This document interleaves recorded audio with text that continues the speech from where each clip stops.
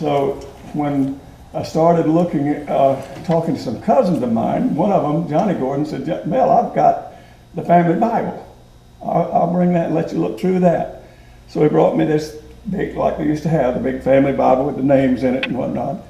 And so I'm sitting there one evening thumbing through it and came across a piece of paper. And the paper, in pencil writing, was a letter that my Aunt Lita Bell had sent to a researcher in Washington, D.C., trying to find out if there was any truth in the statement that my fourth generation grandmother claimed to be the illegitimate daughter of Pulaski.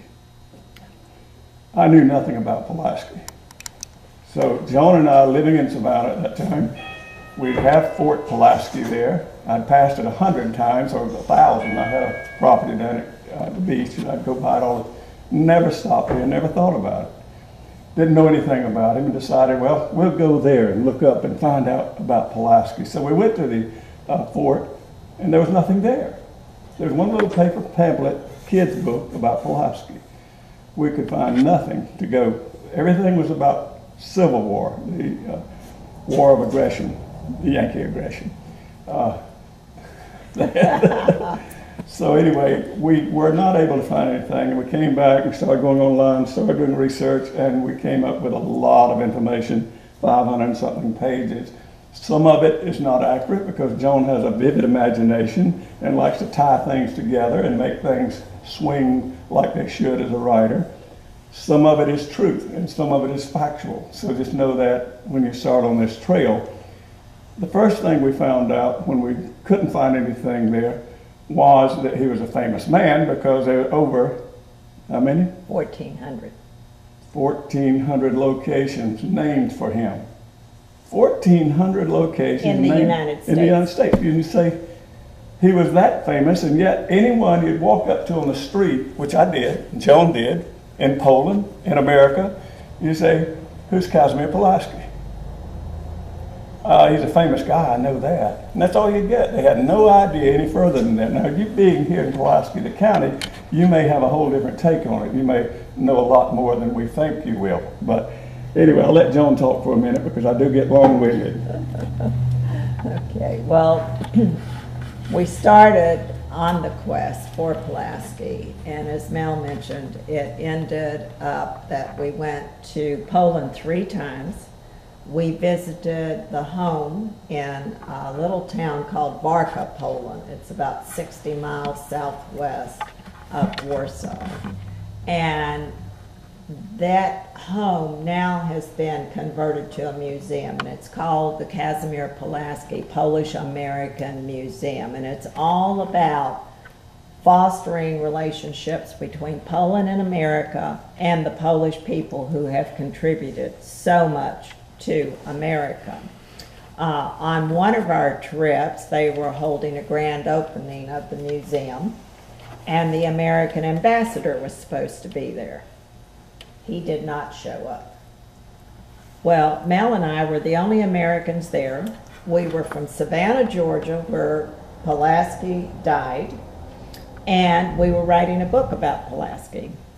We were suddenly celebrities. We got a private audience with the mayor. We got a private tour of the 15th century church where he and his family worshiped.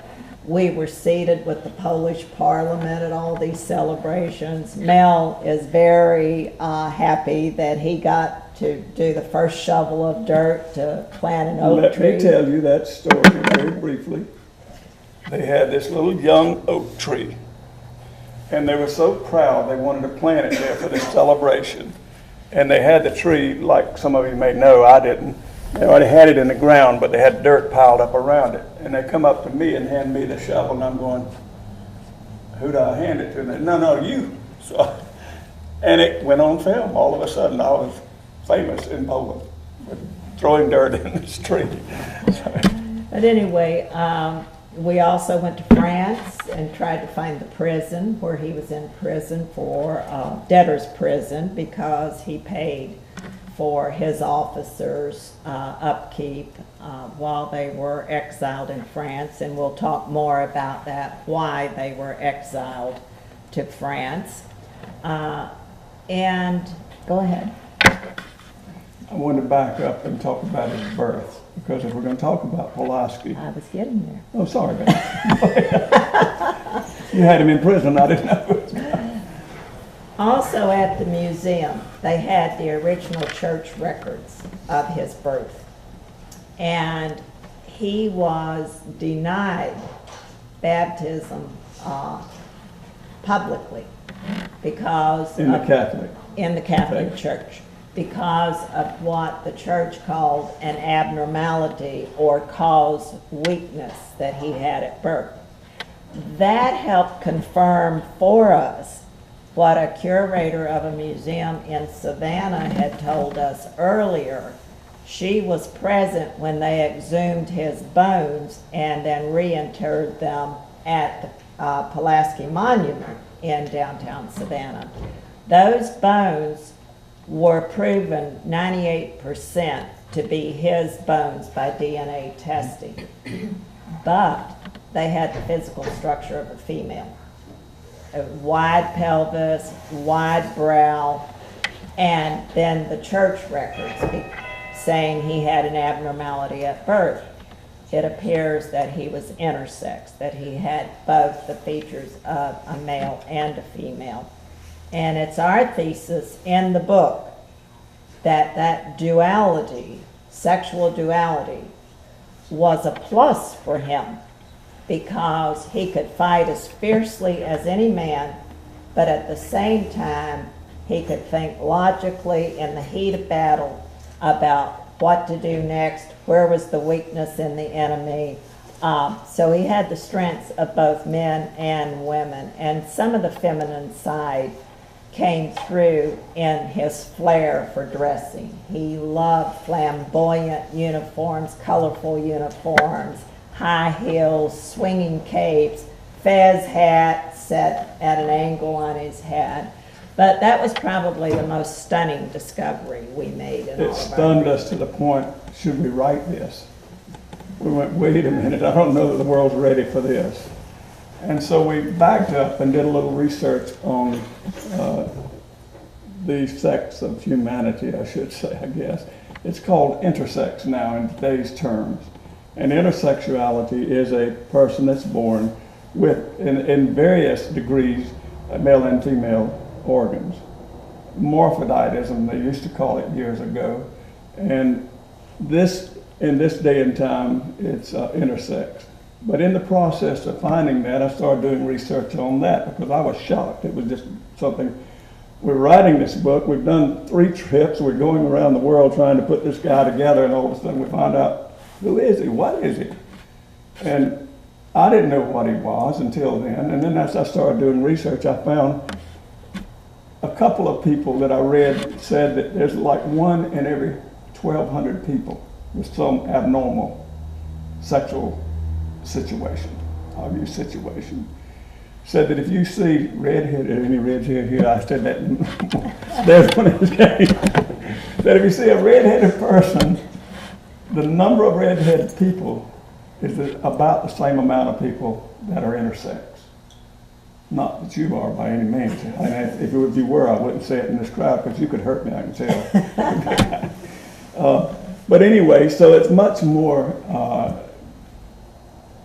preponderance, I guess is the word, than we had ever imagined. And as I read more about it and studied more about it, I found out that we call it an abnormality, but in reality, it's no more abnormal than this gentleman here from me. I mean, we don't look alike. Our skin color is close to the same. He's brighter than I am. His brain's a lot better. So these things take place and we have no control of them. You're born that way and that's the way you end up living, you know, whatever you're handed. But anyway, that's enough on that subject, I guess. I just wanted to kind of let you know that after studying it, I decided it wasn't such a abnormal thing that I was thinking. It was more common than I'd ever thought. So Pulaski did a lot of fabulous things, and again, we think he had dual strength was one of the reasons he could do them. One of the things he did in Poland was fight against the Russians. They were invading Poland. This was in the 1700s. he became very famous for his guerrilla hit-and-run tactics in fighting against them. He was always outnumbered 5 or 6 to 1, yet he would win the battles. And legends and songs and poems developed about him, praising him and ridiculing the Russian generals that he was outsmarting, outmaneuvering, winning against when he was vastly outnumbered. One of the great battles and one of the great places that he saved was the Jasna Monastery in Częstochowa, Poland. By the way, we speak to a lot of Polish groups, and they are so happy to learn about him. One of, I guess, the inheritances that came down because of his being so successful against the Russians was that when communism moved in and took over Poland, they deleted Pulaski from the textbooks. So that's why Polish people don't know about him. But yet when we start talking to them about him, they can't get enough of it. They want a hero. They need a national hero. So they are just so thrilled about Pulaski. But anyway, the Russians wanted to ransack this beautiful monastery. Mel and I have been there. They have rooms, gold goblets, the sacrament robes that the priest wore. There have been 6 popes that have visited this place. And the robes are encrusted with diamonds and rubies and emeralds, swords with the handles encrusted and the sheaths encrusted, storehouses, because people back then felt that they could buy their way into the monastery to be buried inside the monastery. And if they were buried inside the monastery, they would go to heaven. So they donated huge amounts of money to the church. Well, the Russians wanted that money, and they wanted all of that wealth that was inside the church. Well, they also wanted that land, and that was one of the things that we found when we were there, was Catherine the Great was the ruler at that time in Russia. So the Russians tried to invade the monastery, and they had 8,000 troops. Casimir Pulaski had 1,400, and he kept them away for 4 years. They bombarded the monastery. They attacked frontal assaults, everything they could think of. They could not penetrate those walls. They could not get by him. He was on the top of the walls, firing at them, throwing boiling oil down on them, everything. They even had grenades then. I didn't know that until we researched this book. So he was throwing grenades at them, everything that he could. And he would do night raids, and he did that here in America also. He would take out 15 or 20 men and raid the Russian camps and disarm their cannons so they wouldn't fire the next day, or set their horses free, or just do all kinds of things. So he became more and more and more famous. Catherine the Great couldn't stand it. She wanted the land, she wanted the country, and he was embarrassing her generals, and he was embarrassing her. She put a bounty on his head of 5 kilos of gold, 12, 13, 14 pounds of gold, huge amount. So, and she framed him. She had the Polish king kidnapped and said it was Casimir Pulaski who kidnapped the king. Well, you didn't go around kidnapping kings then, because every country had a royal court. And they were all afraid if you tried to kill one king, you might try to kill another one. So he had to leave Poland. He was hunted. I mean, even his own people would have turned him in for the gold. So he went to France thinking that the French were always at war with someone and they would need a leader like him. They were jealous of him, and they would not give him a commission in the French army. But he had 5 officers with him who were also exiled, and he fed and clothed and housed them for 2 years, took care of them. But he depleted all of his money doing that. And that's how he ended up in a French debtor's prison. Eventually, his friends got together the money to get him out of the debtor's prison. And when they got him out, he wanted to fight. He wanted to go back and fight the Russians, join the Turkish army and fight the Russians, you know. And they said, no, Kaz, that was his nickname.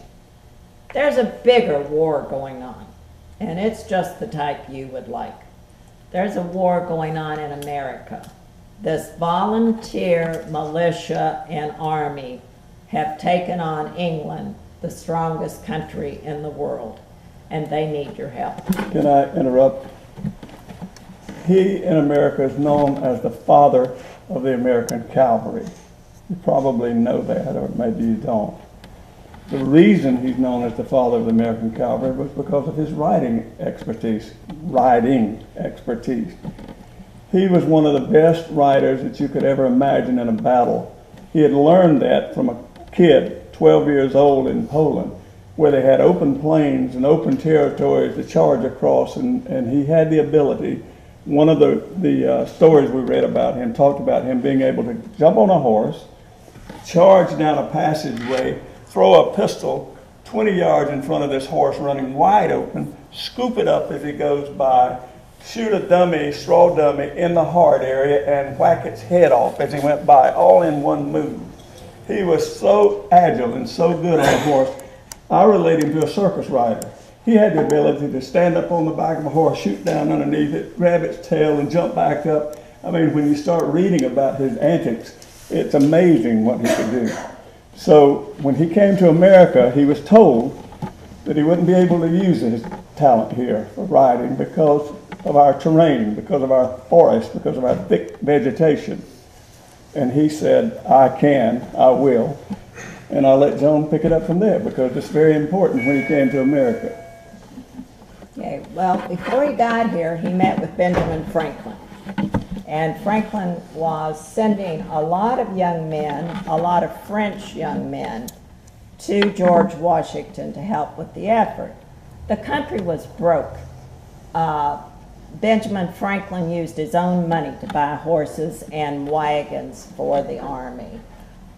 One of the reasons Benedict Arnold defected was because he hadn't been paid in 4 years and he had a family to keep. So most of the men that Benjamin Franklin was recommending